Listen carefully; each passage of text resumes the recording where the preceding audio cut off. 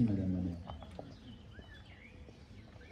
Alors Madame la maire vient de l'évoquer, les anciennes générations, notamment les anciens combattants, sont encore présents, même si malheureusement de moins en moins, c'est évidemment. Et la jeune génération est là aussi, présente, fortement présente en ce jour, et prend le relais petit à petit avec ce devoir de continuer d'honorer la mémoire de nos anciens. À ce titre, nous allons avoir une lecture maintenant un petit peu particulière de 3 élèves, Servane, Vassilia et Carla. Et je vais essayer de leur expliquer ce qu'elles vont vous évoquer. Pouvez-vous, mademoiselle ?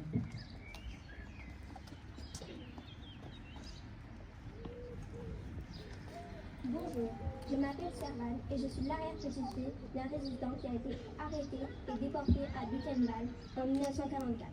Il s'appelait Jean Bouget. Il a eu le courage et la volonté de transmettre son histoire à notre famille.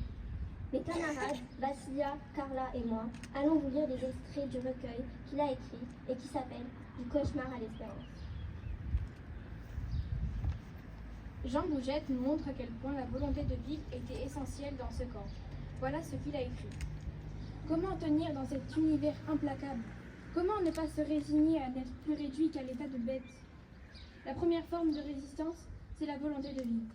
Une volonté qui animait la majorité de nos camarades, jeunes pour la plupart. L'homme a une grande capacité d'adaptation, aux pires conditions et un puissant instinct de vivre. Il y a eu peu de suicides, alors que c'était facile. Mais il fallait faire appel à toutes ces ressources, physiques et morales, une volonté de vivre, une lutte de tous les instants, ne pas se faire repérer par le SS, les capots, se protéger du vol, éviter les efforts épuisants, faire la chasse aux poux, rafistoler des vêtements avec de la ficelle ou du fil de fer pour éviter autant que possible d'avoir trop froid la nuit. Une survie au jour le jour. Jean Bouget nous rappelle que la survie d'un homme se rattache à l'espoir. Voilà ce qu'il a écrit. Malgré la menace persistante sur nos existences, nous désirions très fort ne pas mourir sur cette terre étrangère et hostile. On ne voulait pas concéder cette victoire à l'ennemi. Nous désirions survivre et témoigner, faire savoir au monde ce qui se passait ici, pouvoir révéler la perversité du nazisme et du fascisme et continuer la lutte. On s'y accrochait en se disant pourtant, si on en revient, on ne nous croira pas. Et ce fut vrai. 10 fois, 20 fois, divers éléments ont contribué à me sauver la vie, qui aurait dû basculer dans l'au-delà. Si j'ai tenu, c'est que j'ai eu de bons camarades. J'ai rencontré quelques visages fraternels sur mon chemin. Peut-être, à mon tour, ai-je pu aider d'autres à tenir. Il ne fallait pas se sentir seul, abandonné.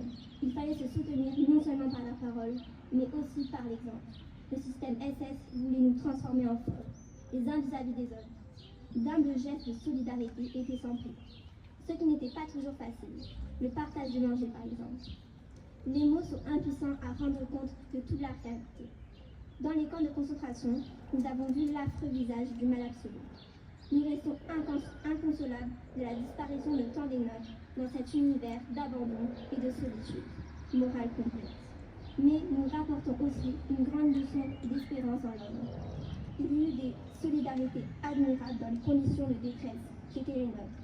Il y a eu une volonté de vivre, une espérance inouïe dans la puissance de la vie, dans les valeurs les plus hautes. C'est ainsi que, si nos bourreaux ont essayé nos chairs, ils n'ont point asservi nos consciences.